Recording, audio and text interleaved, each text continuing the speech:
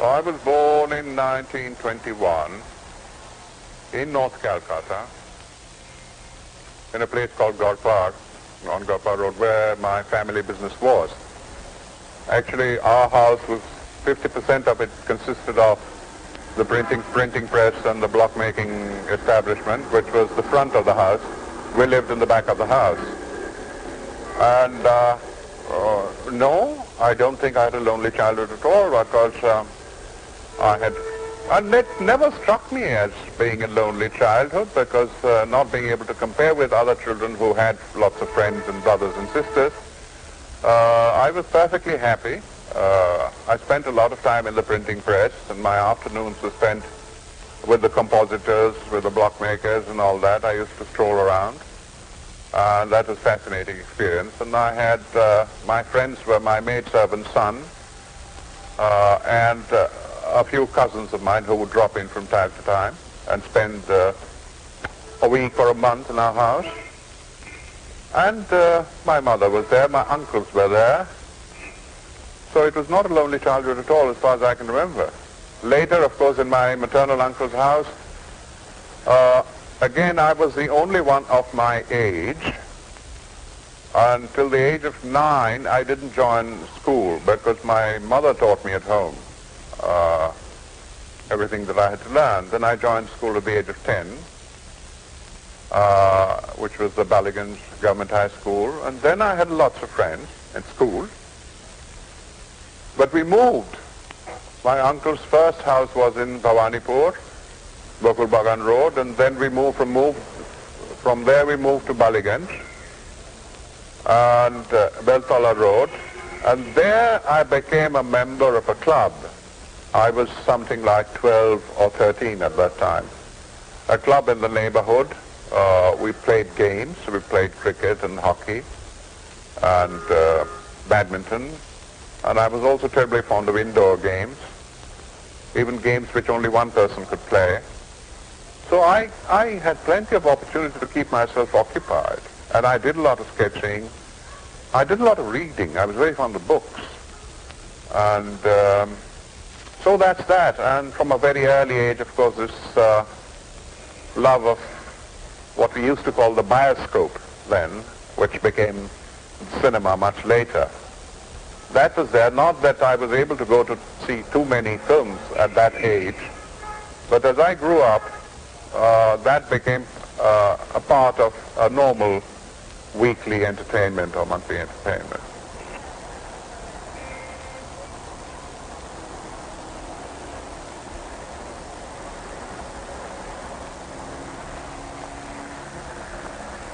Well, actually, when I was born, the Renaissance was already over. The Renaissance actually refers to a period which, shall we say, started around 1820s, 30s and went on till about the end of the 19th century. Beyond that, there wasn't very much of that kind of activity going on. Certainly, my grandfather made a great deal of contribution to the. He was what would be called a Renaissance figure because of his various accomplishments. So he was a writer, poet, painter, musician, and everything, and even a technical expert. He was also a block maker of quite outstanding merit and all that. And my father, who lived only 35 years, he was very much like my grandfather in the sense that he was also a very gifted man in various directions. He was also a poet, painter, writer, and he was also involved in this printing business that we had. But I was aware of all this. I didn't, my grandfather died 6 or 7 years before I was born. And when my father died, I was only 2 years old. So I don't even remember him. And I lived in my ancestral home till the age of 6. Then I had to leave because our business fell through. I mean, so we had no reason to stay on in North Calcutta, and I moved to my maternal uncle's house. So actually there has been no real direct connection with Renaissance, but our awareness of the Renaissance was already there. And in course of time, I developed certain gifts of my own, in the sense that I was, from a very early age, I used to draw and sketch very well. I was born up in an atmosphere of music, so I was very conscious of music. And I had a certain ability to sing myself. And much later, of course, I became a writer also, but that came much later. But I can't say that it was more a kind of genetic influence than anything else, because I was not directly influenced by either by my father or my grandfather. But the awareness was there.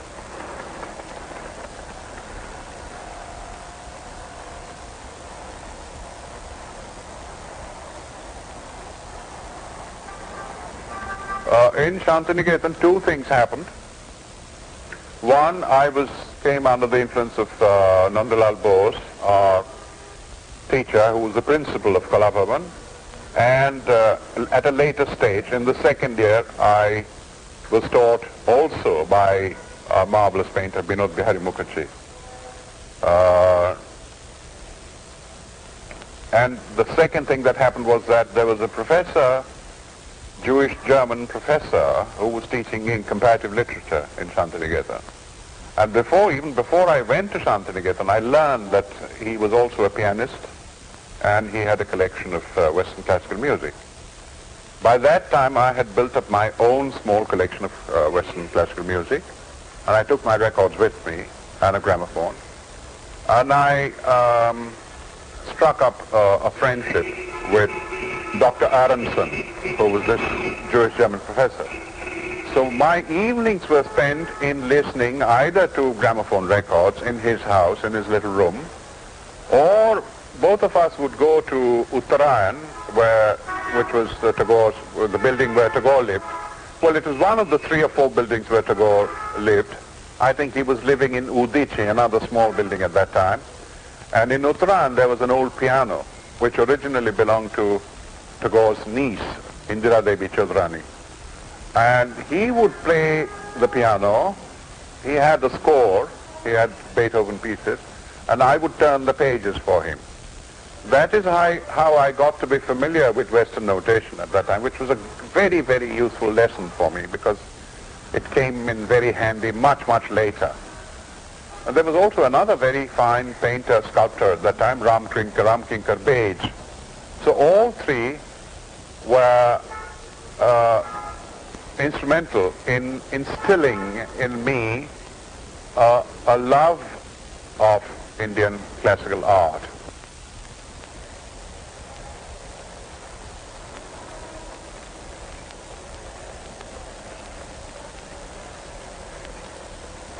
Anyway, I came here, and after 6 months I joined this firm of DJ Kemers. Now, what I tried to do, and I suppose eventually succeeded in doing, was introduce Indian traditional elements into graphic design, in illustrations also. I was constantly using the brush as a medium, as against the pen, which normal westernized commercial artists would do. So I used the brush a lot. I used Indian ink. I used certain Indian papers also.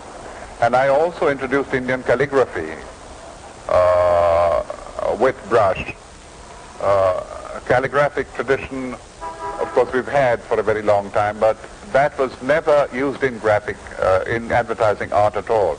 But I think I was the first to introduce Indian traditional calligraphic styles into Indian advertising.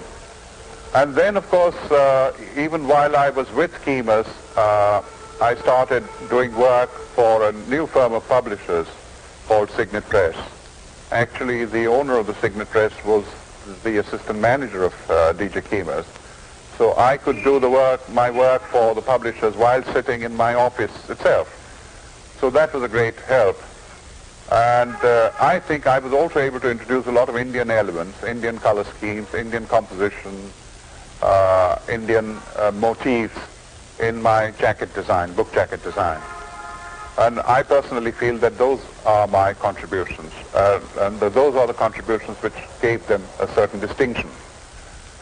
Ray Roman came much later. That was when I was already a filmmaker, and there was an international competition announced for typeface designing by an American firm. And I designed 4 original English typefaces. One of them was Ray Roman. And actually the top prizes were all won by Swiss designers, but there were some which they selected for marketing, and I was offered a lifetime share of whatever they were earning from it. And Ray Roman was the one that selected for marketing. So that's how Ray Roman came about.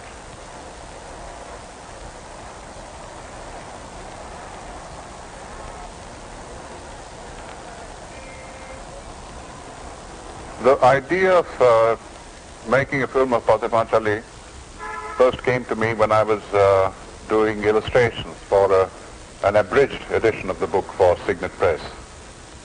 And this was way back in 1946. It was a year before we started the Film Society in Calcutta, the Film Club.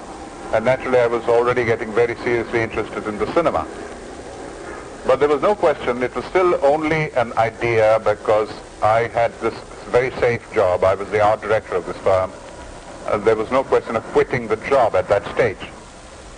But then in 1950 I went to London to work in the head office of DJ Kamer, and there I managed to see a great many films which made a strong impression on me. And on the way on the boat, on the way back, I wrote a sort of treatment, a rough treatment of the film. And after coming back, for a year we were trying to find a producer, somebody who would put up the money for the project.